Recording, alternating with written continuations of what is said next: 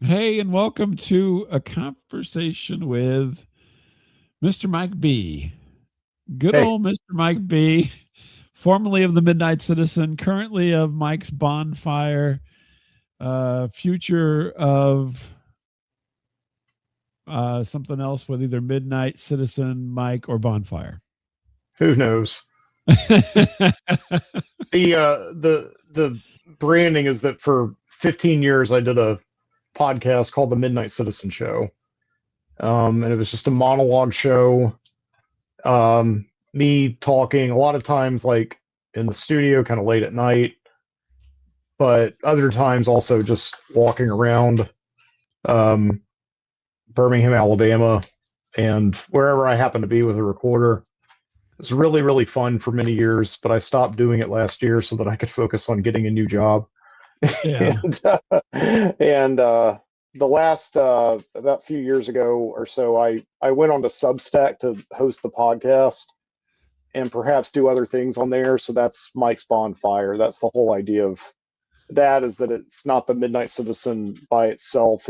It's just other things like writing and all that. That was like the whole idea of that. There's, So there's Mike's yeah, Bonfire right there. Look at that. yeah. And the last post is my last episode that I did back in is that November? I think. Yeah. Yeah, November. November 23rd. Yeah. So I had a plan to end it at episode 300, and I think that's the last time we talked, or around that Yeah, it was time. just ahead of that. It was just ahead of it. Yeah. Yeah, yeah. It's like Yeah, and I thought I it was. hadn't It was talked to a Mike in a while, yeah. so I went on a promotional tour to promote the end of yeah, the show, and very much like the finale of Seinfeld. there you Um, go. Well, yeah, you went out on top with 300. yeah, exactly. Yeah. No, it's Sure. great. Yeah, that's what it was.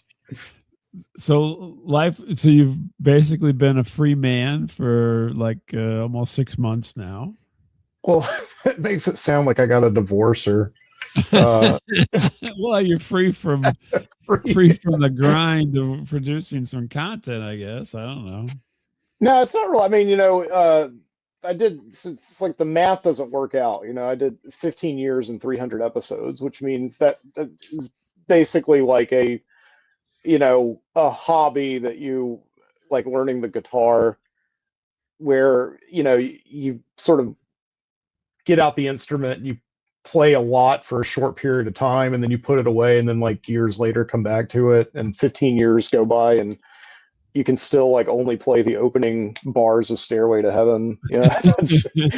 That's that's what I would call my podcast. Oh It's no, it's way more than that. Come on. no, I enjoy doing it. I mean, but yeah, but it was like it was for 15 years it just really did hang over me like all the time. Like whenever I would have an experience or I would go on a trip, or I just had like a really funny story, like something that happened to me. I would the first thought that would come to me is like, I have to do a podcast about this. I have to like get it out there, and it can't be in my brain forever. I have to share it with the world, and I have to create a whole monologue about it, and I have to like figure out the theme of it and how it ties into some philosophical issue or whatever.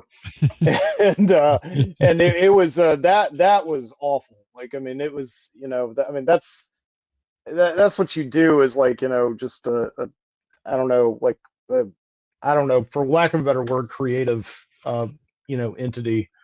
Right. You can't just keep it in your head. And it's not like it's a selfish or like a narcissistic thing or anything like that. It's not at all. It's just like you just cannot keep it in your head because you'll go crazy. And so all those years, it's like I had these things that would happen to me, and I felt like I would need to do a show about them. And that burden, it did feel like a burden. It did feel like a heavy thing, where it's like I have this way that I can do it. I have this method that I could get this out of my head, but it's like I'd rather like watch a show right now, or I'd rather listen to somebody else's podcast, or I'd rather just like not do it.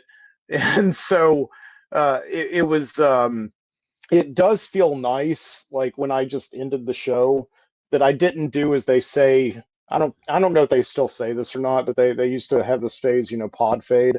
Oh, right. Yeah. Back when there were a lot more people just like podcasting has become so incredibly conglomeratized and Yeah. corporatized, and it's like we've talked about that several times before, so no need to like redrudge it, but it's people used to just do shows just like you're doing here, like I would do on my show, and then they would just stop doing it. And so that was always in my mind. It's like I did not want to be one of those people who pod faded, because for years, podcasting meant so much to me. Not just because I was doing it myself, but because I knew all these other people out there like you and like Frank Nora and like Chad Bowers, who were doing their own shows just like me.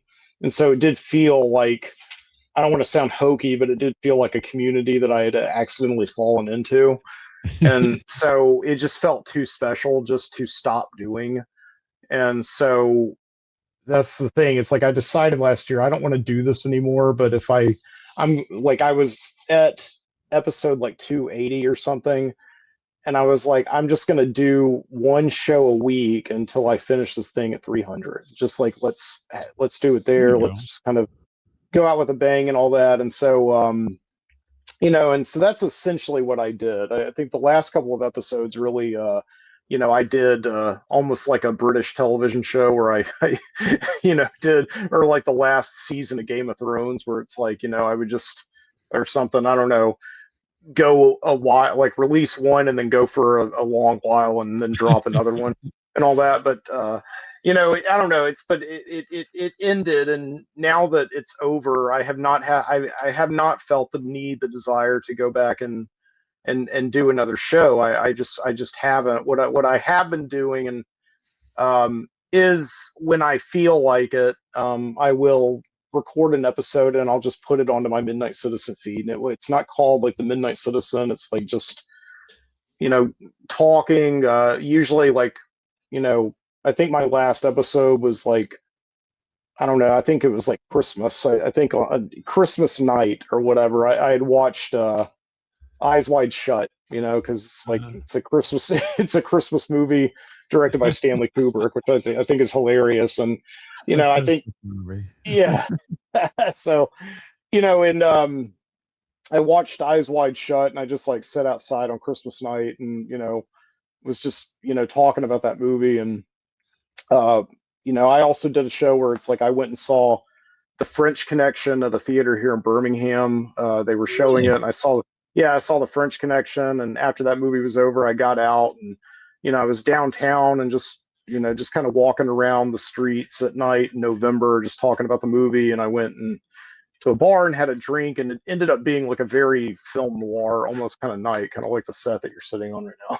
So, and that's the thing I like. And it's like if I do a new show, and I don't want to get ahead of myself or anything like that, but if I do a new show, that's kind of what I want it to be like. I want it to just be like an improvisational thing where I don't feel forced to do it. It's just something that I do in the moment if it feels good, kind of like, I don't know, just sort of like having a permanent honeymoon period with podcasting, I guess you could say.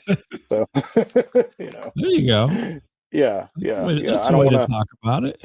Yeah, yeah. So anyway, so that's kind of my relationship with podcasting at the moment. So Oh, okay. Well, that's perfectly yeah, fine, isn't it? yeah, I mean, yeah. I think so. I think it's yeah. good. I Yeah. mean, that's just that's the way it goes. At least you had a goal and you accomplished your goal, Hmm. and you still And I are, did. I in a didn't way. pod fade. So yeah. Oh, yeah, that was your goal. Yeah. So Hmm. you did it. Yeah. So, what else is happening? Anything? Yeah. Like we've talked about AI. We've talked about all kinds of Yeah. stuff. I was just Yeah. going to come on and I was going to say, well, what's happening in your world that is Yeah. interesting these days? Yeah. The major thing is like, so I was, teaching for a really long time. When I started doing the podcast, I was in school getting my certification in teaching. And so over the years, it's like listening to the show is like a whole journey of mine of ultimately deciding not to teach anymore. Like it's like a 15-year long story. Because in 2010, when I started doing the show, like, I was really excited about getting my certification to be a teacher. I had just gotten into grad school and I was like really excited about it, and then as you go through the years, I get out of school and, I get my first job in education working for a nonprofit doing education programming for like a park here in Birmingham. And then I do those shows and I do a lot of shows where I'm outside and I'm, walking around the woods and all that. And that's like around 2012 to 2015. And then I get a job at an actual school and I'm teaching high school for about 5 years. And I do some shows right a little bit into 2017, and then I just stop for 3 years, because it's the thing is, it's like teaching just became like it's a full-time job, I mean, it's literally a full-time job, like what they say, 8 to 5, but it's also like you're working on weekends and I Right. always like to record the show on weekends, so for 2017 to 2020, I don't do any shows. And then when COVID happens, I'm here in this room all the time. And I'm actually doing I'm teaching students online and I'm here in front of the computer and all of their cameras are off. So it's just a completely black screen and nobody's listening to me. So I'm like, man, this makes me really miss podcasting, just talking and nobody's listening. So that's great. So I got out my, microphone and mixer and everything and just started doing the show again. It was like a Yeah. really, wonderful period and all that. And so, and that lasts, as I said, until last year. And, I left teaching high school and started teaching college and did a bunch of podcasts all the way through teaching college. And then last year just decided that, I like teaching, but it's not paying any bills at all. And so I made the decision, like, here it is. Like, I gotta, actually kind of, you know, uh, get a job that takes what I've been doing for all these years, does something that fuses teaching, I don't know, with like whatever it is, communications, technology, like all the stuff with podcasting that I've learned throughout the years. I've got all these skills, that I can probably, turn into something. So I decided to look for, a job essentially that was not anywhere near a classroom, because there's just, and I hate to say it, so there's just no money there, Right. and searching for a job just ended up being like a full-time job. And I'm also like, I mean, that, and I'm also at the same time sort of like, if I am looking for a button-down corporate job, I've probably got to stop, putting stuff out there on the internet for a time being. And Uh-oh. just I started to get like a little bit paranoid about that. Not so much paranoid, like, I mean, my show has like always been a totally safe for work show, I feel. Mhm. But I also was just thinking at the same time, it's like, I'm putting in resumes and people are going to be like Googling me and all that, and Yeah, that why happens these add, days. yeah. So it's just kind of one of those things where I just thought I you know shouldn't do that, and just to focus on finding a job, just to focus on that, um finding a job while at the same time trying to like pay the bills and everything. It was just too much to do a podcast at the end of the day, Yeah. um and so the answer to the really really short answer to your question is I got Okay. a job. Yeah, I got a job, a couple months ago, and I just finished up my fourth week working there. And it's a really it's one of these jobs where it's like, it kind of sounds tragic the way I say it, where it's like, oh, you had to put up your childish toys and get a Oh, you grown gotta up job. And be adult now. yeah, God, but dog. but it's not like that at all. It really isn't. I managed to find a job that, and I hope that this ages well. But because I'm still in those early days, but I managed to find a job that seems to be like a really good fit for me. It's a job with a software company here in Birmingham, and and uh, what I'm doing implementation. So it's a job where I'm actually going to be like traveling quite a bit and Hmm. traveling all over the country, helping clients, learn the software that we're selling and teaching them how to use it. Oh, cool. And it's a really solid job. It's a job that doesn't seem to have a lot of turnover. A lot of the people that I'm working with have been there 10, 20 years. So it's like once people get into this job, they stay in it for a while, and it's it's definitely got giving me some benefits that I'm just not used to seeing in education. Yeah. Yeah. So it's fantastic, and ultimately, like what I really do like about it is that it is going to allow me to you know do a really cool, I think, show of some kind. Just travel, take the recorder with me, Hmm. record from some cool places. I just got my first travel assignment um, today, actually. It's like Wow. today was a good day. They gave me they set me up at like a cubicle for the first few weeks right You're outside going the to boss's Baltimore. office. Oh. They just wanted to make sure that they gave me a cubicle. They just wanted to make sure that I wasn't going to like fall asleep and and all that. But Really? today, That was a big worry. Is yeah, he yeah, going to yeah. nod off during the day? He Well, is the when you midnight citizen, you know. exactly when you start a corporate job, I mean, the rules are completely different. I mean, the rules are just like, we hired this guy and we need to make sure he's going to stick around for a while. So it's like you know they hire you and then HR kind of ghosts you for a few days. And then when you don't quit by the end of the first week, then they give you access to all of their, proprietary stuff.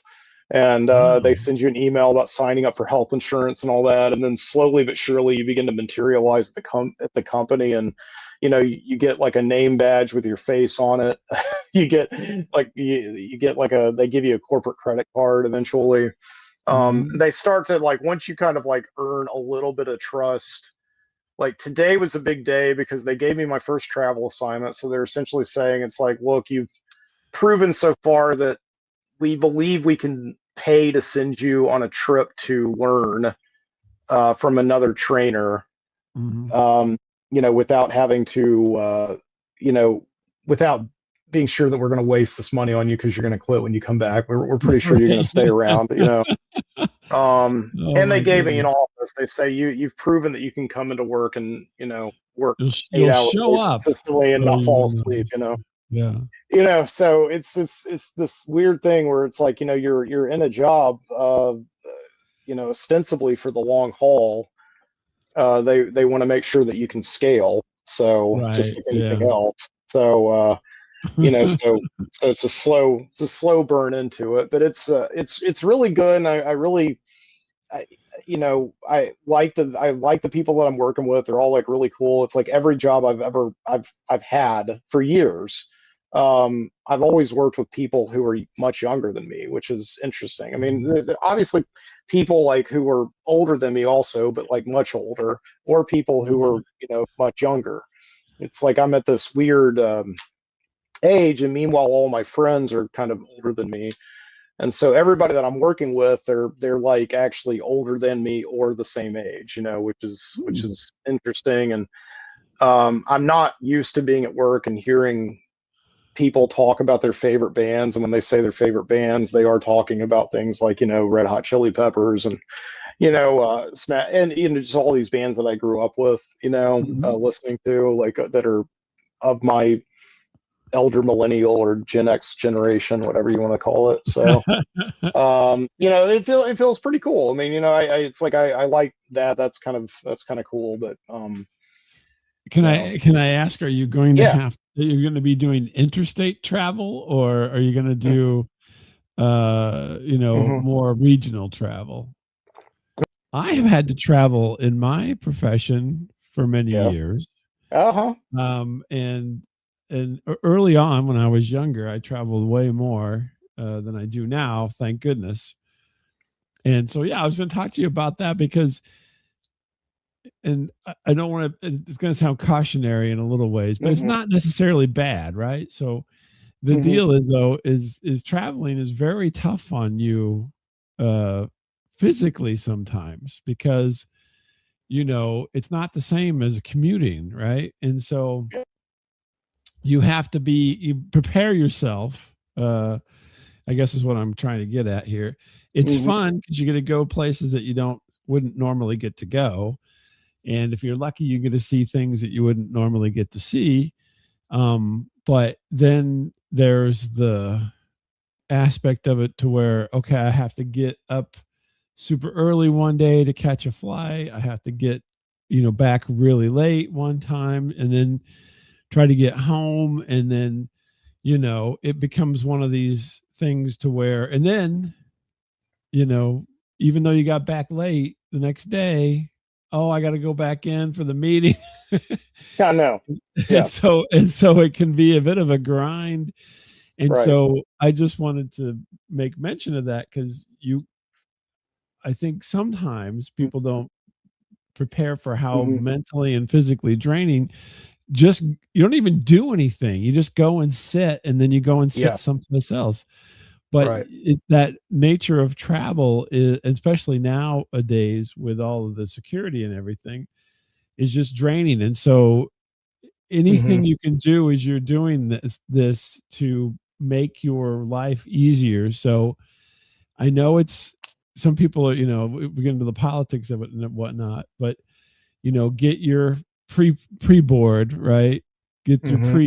pre-check stuff done, because it's going to make your life easier. Yeah. And um and get yourself a decent carry-on suitcase. So I was waiting until this week to get my corporate credit card, and the first thing that I'm allowed to put on there is the TSA Yeah. pre-check. So I'm way ahead of Please, you on that. I'm getting that yeah, this weekend. because it'll save you a That's lot of aggravation. Yeah. but So but I don't like it, but it's like you get forced into yeah, doing these things.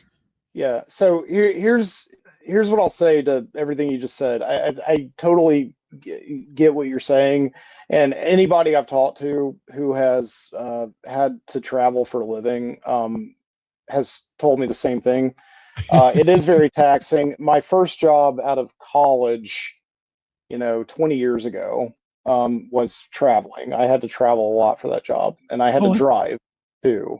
Yeah, I had to drive, all over the country for that right. job, and I was young, and that was hard, and I did not last a year in that job because uh, not so much the travel. The travel was fine. I could deal with that. It was just the company itself. The company actually folded less than a year after I left it, so they Oh, were okay. just they were in really bad conditions. That the company that I got signed on for. I mean, I should Mhm. have figured out because they hired like a 24-year-old me who didn't know anything at all. Who only had video stores on his resume. Mhm. Um, and it's like, I don't know. It's like I should have figured that out. They should, I was not qualified to do what they to do What they that. wanted So you to, but I yeah. don't know why they hired me to do that job, but it was good experience at least, and I got that figured out. So I think the thing about it is though, is that I'm in my, I guess for all intents and purposes, I'm approaching my mid 40s. And there are things that you just know about yourself. I think when you get to that point in life and you've had enough jobs, you've had enough experience, um, like the one thing that I know about myself is like I get cabin fever pretty easily Mhm. in terms of just being in a job. I like the idea of being able to like move for my job quite a bit, which is why when I was teaching high school, even though I didn't have to really, because my salary was not great when I was teaching high school, but it was enough to live on, Mhm. without having to take on another job. But nevertheless, I started, delivering food and driving Uber Mhm. at nights, because I couldn't just go to school all day long and be home all night. I had to have some kind of like in between thing where I was driving around. I was like going to new parts of town, my own city and country that I had never been to before, and all that. It's just something that the whole reason I think that I was drawn to go back to get my master's in English literature, and why I've read my entire life is because I love just experiencing the world. And sometimes, like when I've been especially broke, the one thing that's like really given me a lot of relief is to read American literature, and and kind of just indulge in like the poetry of like big open boring places, and that's always been just like my desire is to have a job where I get to see and be a part of these just big beautiful boring places. And my first travel assignment is right there in I guess I'm gonna go Kansas, dude. southwestern Minnesota. So Oh, I'm gonna okay. be actually flying into Fargo, North Dakota. Oh, hot And yonder. Hey, going to Fargo, yeah, I dude. know. And I'm gonna be staying there, and I think like that's I'm gonna be staying there, and then driving about right over the border to this little tiny little town, which there's a real big synchronicity with this little town, because that I'm going to be in. When I found out today I was going there, I nearly couldn't believe it. It was this town that years ago, about 15 years ago, around the time that I started doing my podcast on YouTube, I found this guy was making YouTube videos who was the station manager of an actual unlicensed, pirate radio station Oh, wow, cool. outside of Fargo, North Dakota.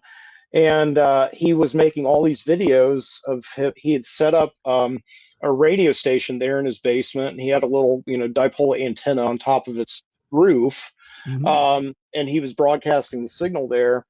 And storms, blizzards would come through, and it would blow it down. He would have to go up there and fix it himself, and he was doing the whole thing himself. And he had this whole recording studio in his basement, and all these local bands would come down there, and he would record them and put them on the radio and all that. And the YouTube series that he was filming followed him through having this little pirate radio station down there in his basement to getting shut down, reported to the FCC and shut down, and then going through the proper channels to actually license the radio station. Oh, And okay. and then it became like this. It became basically the only radio station in this tiny town outside of Fargo. Hmm. And this guy was pretty much, along with a few other influences, hugely instrumental in me doing my podcast many years ago. Hmm. Just watching this guy on his journey to create community radio, which is what I always kind of wanted my podcast to sort of have the feel of, just this late night community radio show. Hmm. And so yeah, the town that I'm going to in a couple weeks is where the radio station is. Oh, wow. I literally I could not That's believe hilarious. that synchronicity. I was looking You're up gonna the go little by and say town. hey? Yeah, I was looking up the little town on Wikipedia, and it's a very tiny Wikipedia entry, but it's part of the history of this tiny little town in Minnesota. Is the radio station? It's on the Wikipedia page right there, and the guy is there by name. And I was looking him up, and you just asked me, are you going to go by and visit the station? And I can't. He died last year, Oh, no. and I That's know horrible. I hate it, because for years and years I would actually listen to the because he would stream online when the FCC shut him down. He started streaming Right. before he actually licensed an antenna, and opened it up as a licensed station. And I would listen to it, and just at night while I was doing work and everything, and he would play like lo-fi, just I don't know, like electronic soundscape type music, just like kind of like public library kind of music. Mm-hmm. And I would just listen to it for years, and then I just fell out of touch with it and almost completely forgot about it. But yeah, no, he died last year, and really, unfortunately, the station went with him. He was the only Sure. one who was keeping the thing in operation. All of his people that were running it were volunteers, and Mm-hmm. um, because I'm assuming that there's just no millionaires living of living in that part of the living in that part of rural Minnesota. There's probably nobody stepping in with a bunch of money to save it in the age of streaming. So Right. it's Yeah. just Sure. another one bites the dust. Well, that's Um, interesting though, because yeah. you mentioned the community radio, and you did kind of a community drive-in at Hmm. one point too.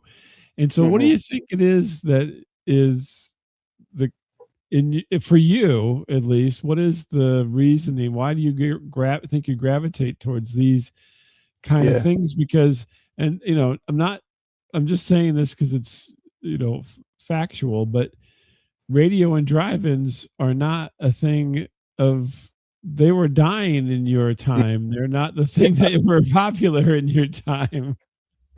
I don't know. I mean, it's I mean, do you yeah, have fond memories and yeah, no. So it's uh, I think I recently heard that there's a term for people like me, like people who were born in a very specific time Mhm. in like 1978 and about 1985. And so this is like me and my big sister and then my little sister. I'm right there in the middle.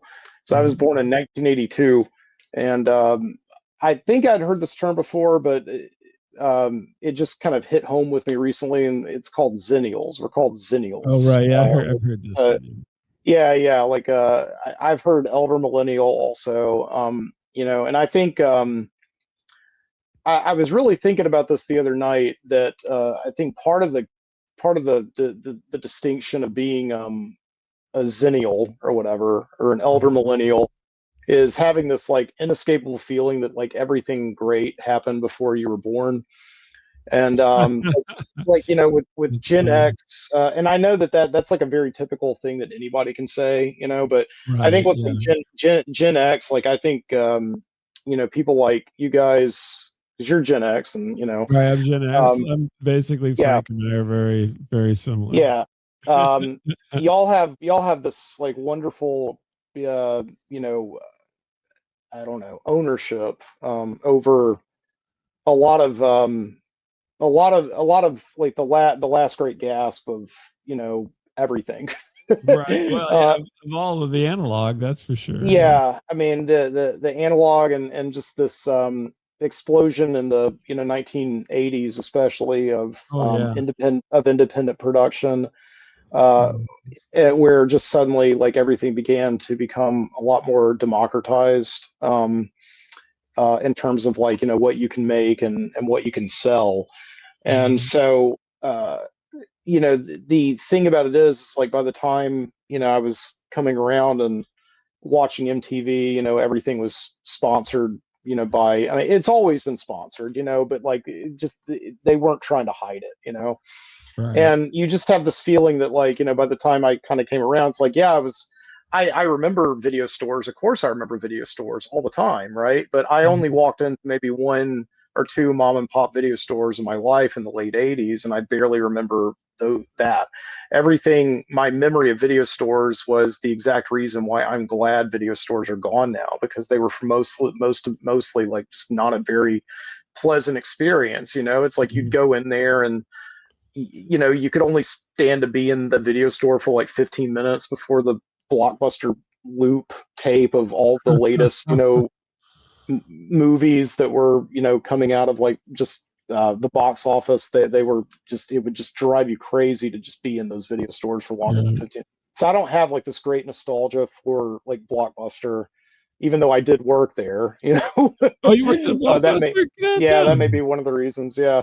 But I guess like my whole thing, to answer your question in like a really short way, is that I was there is like a huge angst that I feel maybe really specific to people of my age. Maybe I'm wrong, but I definitely see it in other friends that are around my same age, and I definitely see it in my sisters, of this, desire to like kind of bring community back, because that's what died. That's Yeah. like the ultimate tragedy of the 2000s. Well, Is yeah, well, some yeah, people would say it shifted online, but yeah. I mean, just I don't this. think that that's totally true.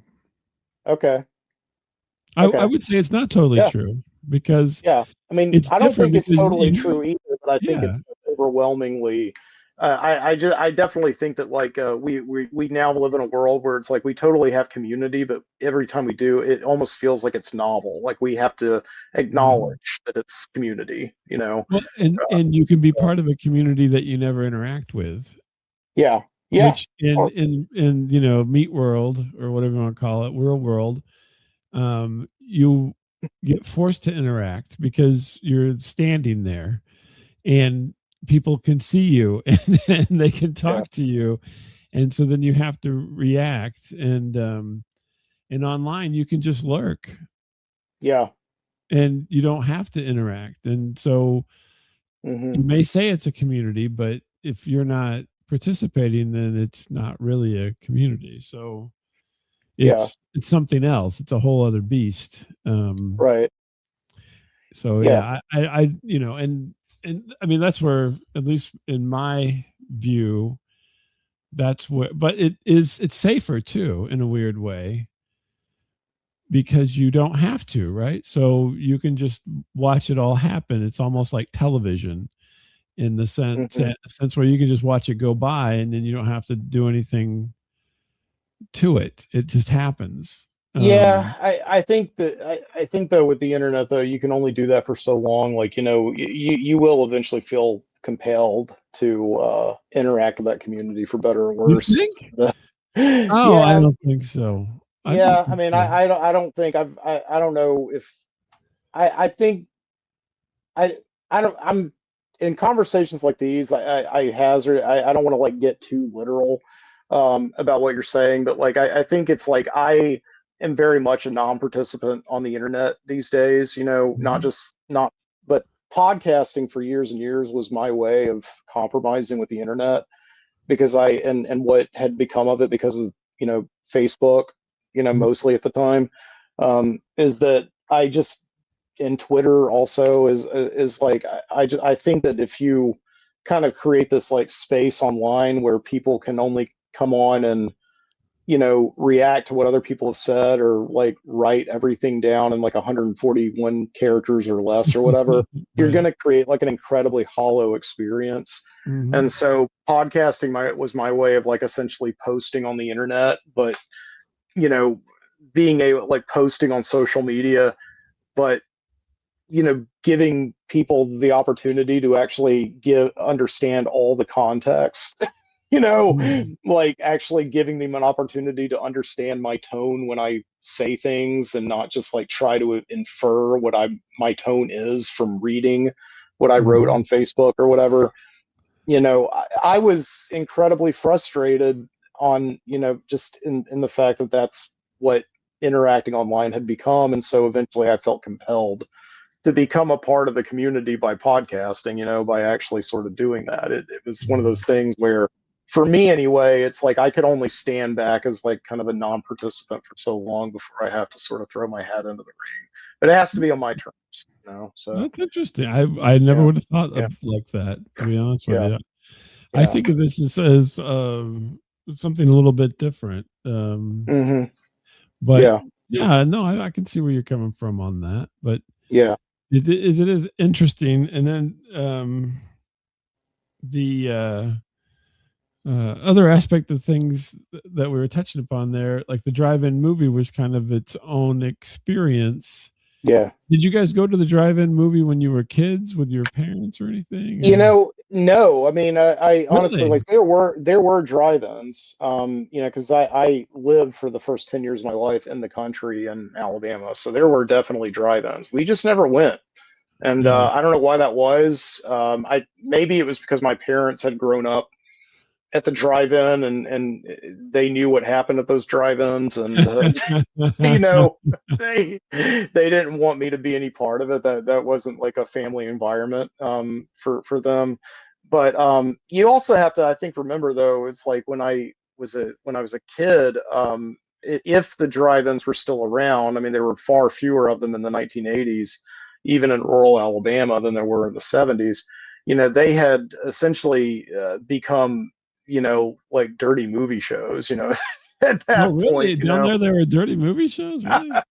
No, I mean, but I mean that was like what a lot of the rural drive-ins in the South essentially like boiled down to, is that they weren't showing movies for kids and families and all that. It's Really? like, Oh. no, I mean, not that I've been able to figure out. I've been able to Well, find out. I think like, B yeah, movies, sure, yeah.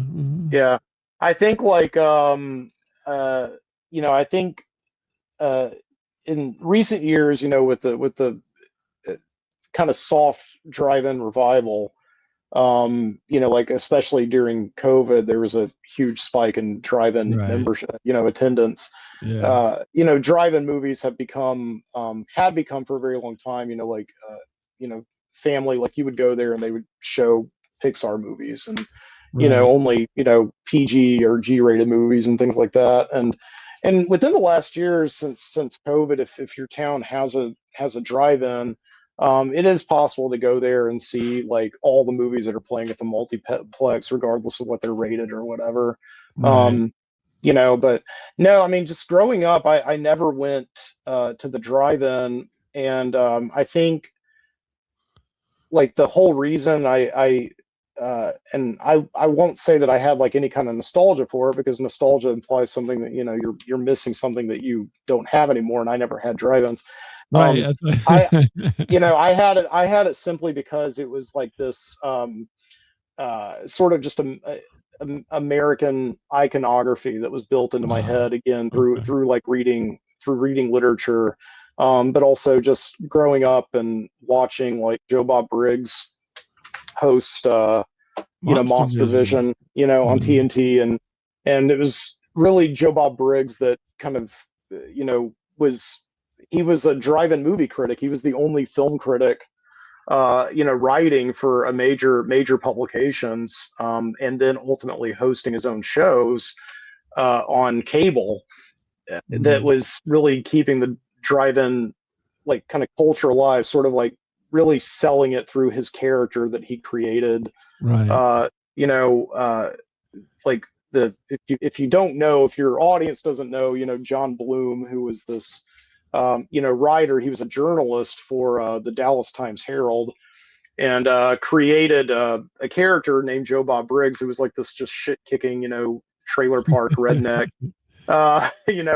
who lived in Grapevine, Texas. And he would, write this comedy column that was just a review of all the drive-in movies that were coming into town, because he realized that there was something wrong with American culture, when you've got all the film critics in America are paying attention to the Oscars, and nobody's paying attention to the movies that people actually, Right. go and see at the drive-in, not because they want to see them, but because they want to get out of the trailer, they want to get out of the house, and they don't have like, $4 to go to the movies, so they go to the drive-in, and Right. it's like this great communal event where people get together, and you can bring in beer and everything, and you sit in the flatbed of your truck and all that, and just Right. watch Yeah. a double bill, and it's a great Friday night. And that's one of those things that it's like I don't even know if that would be something that I would be up for, because certain parts of the country, you go to the drive-in where there's a bunch of rednecks, and trucks and coolers of beer. It's not really the safest place to be sometimes, um, but I Oh, I do guess, though. I yeah, mean, maybe not. yeah, yeah, yeah. But I've never what experienced that, but I've been, so, and not yeah, that long ago, yeah, so. yeah. But what was happening around the time that I kind of had this idea of creating like an actual drive-in myself is Alabama was kind of having a bit of a drive-in revival by itself. Mhm. There were these people who owned like all this, farmland and at Halloween time they had a haunted house, and they were always trying to look for ways of making money. So they got an actual old 35 millimeter drive-in film projector, Mhm. and they just set it up in an outhouse essentially behind their barn, and they just charged people $5 to come, and it was like a double feature, and it was that just absolutely perfect drive-in experience of, and I went out there one night and I was like, this is exactly what it's supposed to be about, and it was a great experience. And around that same time, there was this sort of growing internet movements around the time that Kickstarter was just starting, actually. And people were online, like, asking for funding to start up these mobile drive-ins, where Mhm. you would get a projector, and you would hook that projector up to like like a marine battery or just your car battery, and you'd just be in a parking lot somewhere, just a deserted parking lot, and you would show the movie on just a blank wall, and people would Right. just Yeah. park and stop. And I was like, that's the most amazing thing ever. I don't know why people need to do a Kickstarter for this, because you're talking, like, I mean, as long as you have a projector,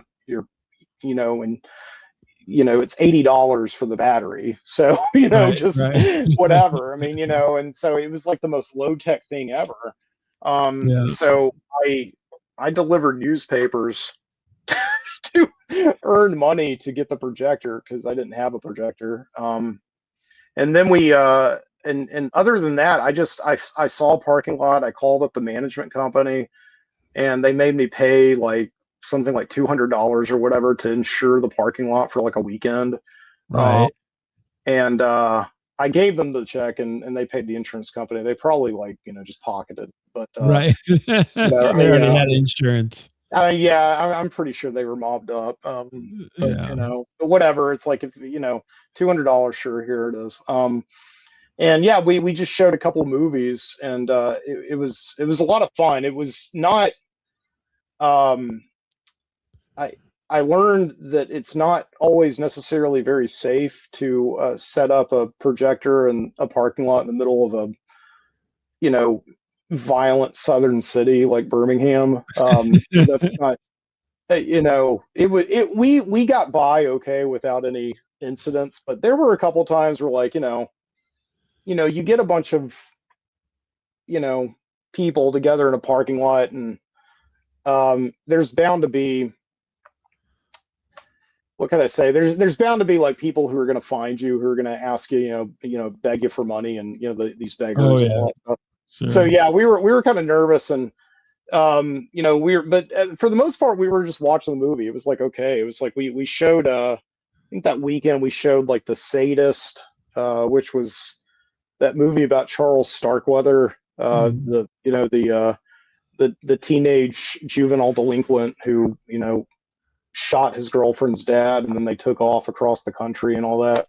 Right. Um, and Yeah, it was like an old black and white drive-in movie that we didn't have to pay for, um, pay to Public show. domain. Yeah. Yeah, public domain movie, and so we showed that, and yeah, I mean, it was one of these experiences where even though I hadn't had any of these, like, memories of the drive-in to draw on to grow up, it was kind of something that was like invented in the spirit of what I felt like it was supposed to be, which you know but yeah, ultimately not sustainable, though. I did not, after that first weekend, after planning it so much, like, we did one more weekend, and it is ultimately something that we just decided not to do anymore. Me and my girlfriend at the time, and now wife, Jessica. It was Yeah. just a little bit too, it was mainly just the crime element. We were just afraid that we were going to get, like, mugged, and we were going to, like, lure all these people out to, like, enjoy a movie, and they Mhm. were all just going to end up getting robbed and all that. So, and I didn't want to take that responsibility, especially since, like, I was most likely writing an insurance check to nowhere. So, Right. Yeah. Well, I you mean, but know, I mean, so at least you did it though. You accomplished, again, you accomplished the mhm. goal. That's the Yeah, idea. So, yeah, we I did the kind of the, what you would call it. You did the public version, And Hmm. I certainly did the private version with my Hmm. kids, where we would hang a sheet up outside, and Yeah. so I had access to lots of projectors, so I bring one home, and we would do movie nights for the kids and Yeah. their friends who were spending the night or whatever, and we go outside and they get to watch the movie under the stars, Yeah. kind of a Yeah. situation, you know. And they Yeah. loved it. I mean, because the other good thing is they could spill everything; it didn't matter, and they did. Yeah, So of course you can. Yeah, and you can spill yeah, things at the drive-in too. They don't know. But yeah. No, that's what I mean. yeah, If I yeah, would have done this inside, then yeah, it'd just be all over the house. So yeah. It's not good. Yeah, yeah, but yeah. No, I there mean, is a there yeah, is yeah, it's akin weird, and I think well, this is an allegory, I suppose, right? So it's the whole sitting by the fire and seeing the images flicker on the cave wall. I mean, it goes all yeah, the way back to that, and that's where the drive-in kind of it yeah, becomes very primal in the sense that you're kind of reliving that kind of aspect of things where you're just like people used to watch the reflections from the fire, the shadows from the fire, and yeah, you're outside, right? It's all you've got nature. You hear the crickets and the yeah. cicadas, and it's I know. it's an experience. It's not as sanitized Yeah, as being inside. I think it says something that even the cave people, when they didn't have anything else to do, uh, they were totally fine with just like we do, just sitting and just watching their own reflections Hmm. Yeah, on the TV, or in their case the cave wall. Yeah, right. I think that's where I think some of that comes from is just this weird yeah, aspect of it, and the yeah, fact that you are in nature only adds to the whole situation there and makes it that hmm, much more fun. Now, we had everybody was plied with candy and popcorn and everything, and so that whole aspect of things is a whole nother part of it. But yeah, it's really just interesting that's still the attraction of it, and I'm surprised that more people. I mean, I haven't. Well, I don't drive around. I don't drive around town late on Friday and Saturday nights yeah, as much as I used to, I suppose. But you don't see a lot of that. I'm surprised it doesn't happen more because hmm, it is kind of like a weird. It's a weird experience yeah. to do that, and now you can. I mean, anybody can. You're right at this point, even especially now, it's not anything that's way out of the norm. So you Yeah, know. no, I think it's wild to me because, like, the thing that and I know it's like such a cliche by now, but the thing that I think we all really did collectively discover during COVID is that we really do actually like being together. And just people in general just don't realize how social they are. And they sometimes really do wonder why they're so depressed, and it's just simply because they've been inside watching like last Sunday, I don't know why I was like inexplicably just depressed all day long, and I attributed it to the fact that I now have a Monday to Friday job, and the fun's over tomorrow. I have to go back to work. It wasn't that at all. It's because I came home on Saturday night and I sat down and I had like I was watching this HBO show, that show The Pit, Oh and yeah. with Noah Wiley, and I was like, oh, it's on HBO and I'm on episode 8. I've probably got like 2 episodes to go, and Mhm. that's the way HBO shows work. And the freaking show just after episode 10 kept on going, and it kept on going, and it kept on going, Mhm. and it was like 15 episodes, and I ended up watching the rest of the series that night because it wasn't like I was like really into it, but it was like I just felt like I had to finish. You got to collect them And all, you kids. cannot do something, you can't binge watch for that period of time because it makes you antisocial and it makes you depressed, and it really does suck oxygen out of your brain, that you should be using for valuable purposes like being around people, and not just being around people and watching something, but being around people and actually having a conversation about perhaps what you're watching, and um, or something like that. It's just, I can't explain it. It's something that, you really, it's, people just wonder why they get so depressed. Sometimes it's because like everything is taking us away from being social now. Yeah, You well, know, and you can yeah, fall into, just like anything, you can fall into the trap, right? So yeah, you yeah, have to be vigilant in and know when you've had enough, right? Moderation in all things. The right. so I mean, if anything, it's a form of addiction that's just not as debilitating uh physically, Yeah, immediately physically. right. So yeah. Now I got a question for you. It spurred in my Mhm. head to talk about this Yeah. stuff. So were you ever have because of this zillennial kind of a situation, did you ever have uh the want for the arcade, right? Hmm. So that's Yeah. another thing that happened and was waning by the time you got to be old enough, but it was still there, right, into the 90s, but not like it Yeah, was it in was the a 80s. it was a different thing, like when you know you had it, where there was like a true arcade culture. There wasn't really an arcade culture. Um I mean, I went to a lot of birthday parties at Diamond Jim's arcade in the Galleria. That was like every Saturday from like 6th to 8th grade. There was a birthday party there. Mhm. And I went to a lot of them. Um I was never an arcade person just because I always felt like I've never been a very competitive person. And I always felt like my friends like would just like destroy me at like NBA Jam or Mortal Kombat. Those are the Right, main those were the major, like those were like the Pac-Mans, and the Galagas of my right. youth was NBA Jam and Mortal Kombat. Those were the two really big arcade games that people actually actively cared about having high scores on and having Mhm. their names on, like ass, and their Right, actual yeah. middle initials. That was, I think, the main distinction between the early days of arcades before the video game, bust, Mhm. and and in the 1990s was there was much more of a competitive culture in the like late 70s and 80s. I think like an actual you know like schoolyard rumors of who got the high score on this and that, and Right. all these Mhm. things that I hear about.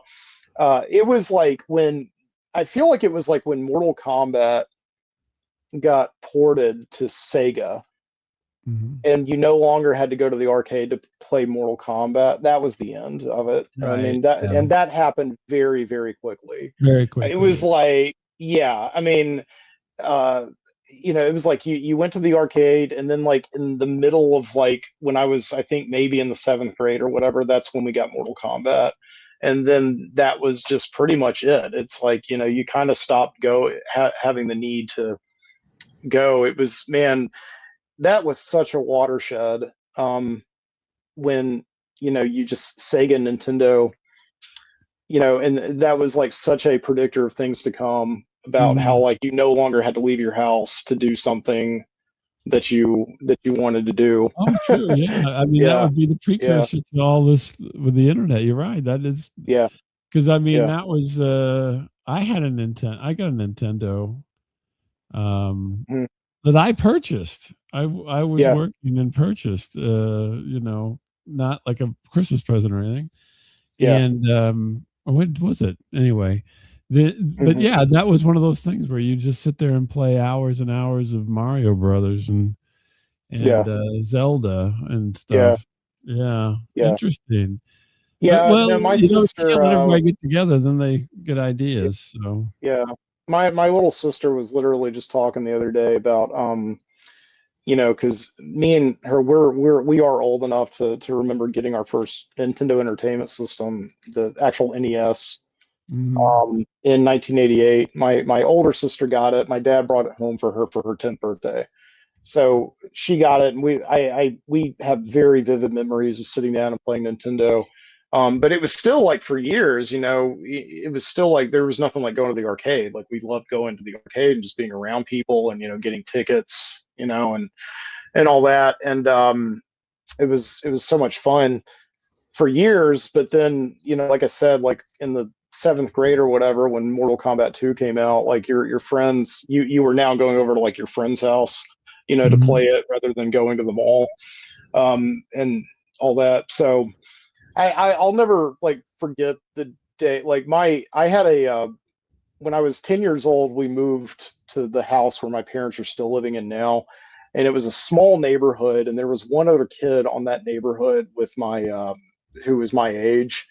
I would go over to his house like every Saturday, and like we would play his Super Nintendo and played Street Fighter 2 and all that. And he was just really like a cool guy, and I really liked him. But there was always also the sense that he had been there. He had been in that school system since he was in kindergarten, so he knew everybody. So there was always the sense that like when we went to school on Monday, he wouldn't talk to me because I was Yeah. the new kid, and I was like I was like the new kid, and I had like I You're was the like Brian. convenient friend. Yeah, and so it was so, but it was still so great. Like when we came home and all that, off the bus, it was like instantly to his house to play video games. And then the end of that year, his dad got a promotion, and they moved to the brand new subdivision with all the new future houses, Mhm.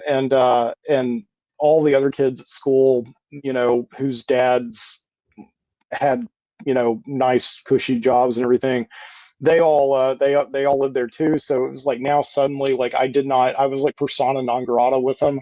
And the almost like the maybe I'm like, I don't know, changing history around to fit the story, but I'm pretty sure this is what happened. The second he moved to that new house, he got a Sega, because it was a very understood, like in the early 90s, that the Sega was for the kids with money. Right. The Nintendo was for the kids with not so much money, but we still had, we were okay.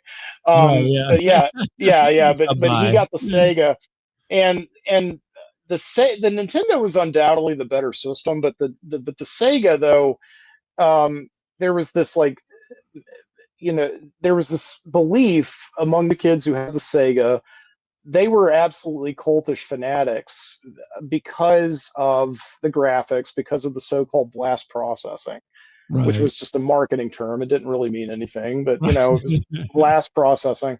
And Mortal Kombat 2, which had the blood in it. There was this Right, thing where yeah. it's like if you had the blood version of Mortal Kombat 2 on Sega, then you were cooler than the kids who had Super Nintendo Mortal Kombat that just had the green blood, that had the green. Right. I can't remember what they called it. They called it's green spit, or I don't know. But anyway, Slime, goo, slime probably. maybe, yeah. But Yeah. anyway, it was green. And so I knew it was over between me and my friend Schaefer. That was his name, was Schaefer. It's like I knew it was over between me and my friend Schaefer when like he had a birthday party. It was like his 11th birthday party, and I was like an obligatory invite, and I went there, and like just nobody talked to me the whole time. And then at the end of, at the end of the birthday party, Schaefer, everybody gave him presents, and then Schaefer came up to me at the end of the birthday party and gave me his copy of Super Nintendo, of Mortal Kombat 2 on Super Nintendo. He's like, "Listen, man, I'm not going to be needing this anymore. You can have it." Oh, man, the you know, hand-me-down. I know. He gave me his green version of Mortal Kombat 2 on Super Nintendo, and just it really was, it felt like it was like Christmas and at the orphanage, and I got the old sock or something. Christmas at the orphanage. Yeah, anyway, I don't know if that That's story was funny. entertaining at all, but it's like it's a Yeah, it's long funny. rambling mess or whatever, I don't know.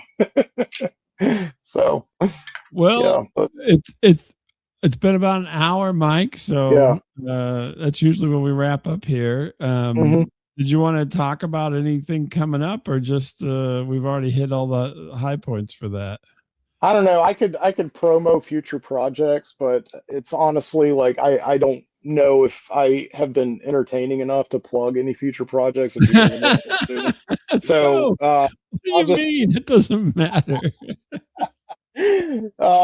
but I will be doing, some traveling coming up here, and I've just been waiting for things to stabilize a little bit in my life to kind of just get things to like this point where I can feel good you know, uh, to do shows again. Yeah. So yeah, And just have a new project.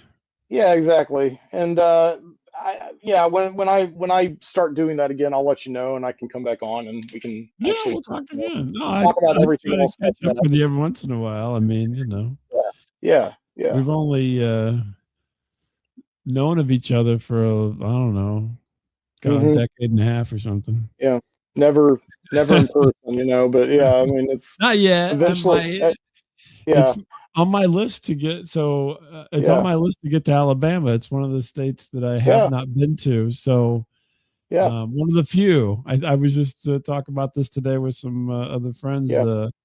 Hmm. That there's only like I have only not been someplace, like to substantially stay there in Yeah. I think 6 states. So at this point, Wow. Alabama That's a being lot. one of them. So I've been Yeah, to every other state except yeah. for Well, that's these six. So I'm there's trying to get to probably all of them. yeah, maybe for good reason. I don't know, but I've been to what Well, state is nothing's St. Louis taken in me again? there yet. Missouri. That's the problem. No, the way that I'm going to be traveling, I'll probably come through St. Louis at Oh yeah, some if you do, you gotta send me a note, and in the I will future. buy you Yeah. lunch. Oh, okay, cool. Yeah, definitely. If Okay. you talk Well, to no, maybe Chad, you can expense my lunch. You're gonna have an account. yeah, I'm not. No. if you talk to Chad Bowers, Chad will tell you that I love to have people buy me lunch. So Oh, well, I'll buy you lunch. Well, the Chad and usually I we go went to Dutch. dinner one Yeah, time. I picked Chad at the airport. Did you hear yeah. that? Did you? Yeah, I did. I I picked don't him know up. if I did hear that actually episode or not. When was that? That you Oh when? no, it's been a long time ago now. But he was Yeah, here in St. Louis, and yeah, he sent me a note, and I'm like, well, he's like, I'm going to be coming in, whenever he was, and I said, I'll yeah. pick you up, and so I picked him up at the airport, and I did. Unfortunately, he had to ride in my terrible car at the time, but I Did he did prep recognize him. you, or was he just looking for like a cartoon cat to pull Yeah, up in like a? no, well, he didn't know it was me. He didn't know it was me till he got in the car, which is kind of scary in a way, isn't it? Yeah, I Um, know. Probably so. but I Yeah. did give him my license plate number and Okay, my car, which that's I good. had a real beater car at the Verified time yourself. because of the way things Yeah, happened. But that's good. and then yeah, I took him to Chad, his hotel sorry. Yeah, and yeah. we Chad went to dinner. actually Chad just got a job. Chad and I were talking back in December. That's the last time we saw each other, and we both didn't have jobs, but we were both, on the lookout. We were just commiserating. In this, we were going to meet each other for lunch, but we went to the seafood restaurant, and we got there and found out that we had both eaten already for some reason, even though we knew days in advance we were going to eat lunch together. So we just got like we just got coffee at a seafood restaurant. That's So fine.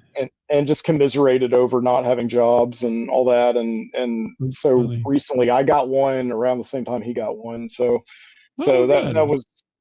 was good. That's the thing that I guess I can plug is that I recently had lunch with Chad Bowers in celebration of us both getting jobs at this restaurant that closed the next day. So I don't know if that's a good sign or not. We went there, and like the next day it closed. It was part of this whole local Birmingham restaurant chain of restaurants that just their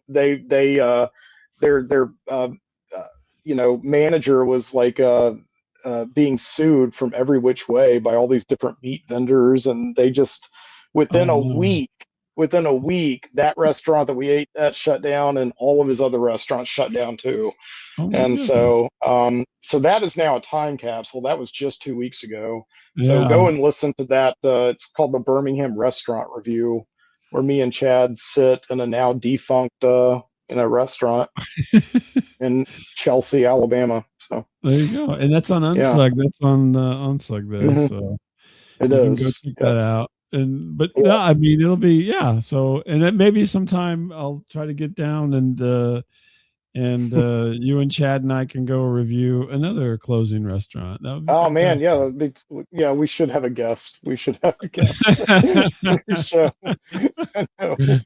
I'm really, really, really good at picking restaurants that close very quickly after I eat there. So, so I'll pick the place. So, we call it cursed meals. There you go. yeah, I think that's a good idea. I think that's a good, Cursed meals. yeah, definitely. Well, Mike, thanks for taking some time to chat with me Thank you. tonight, and stay in touch, and all the best to you on Absolutely. your new endeavors, and and don't be a stranger, swing Absolutely by not. or say hi Yeah, whenever you feel like it. All right. definitely. Thanks, Bob. All right. Hang on for just a All right. second here. Okay.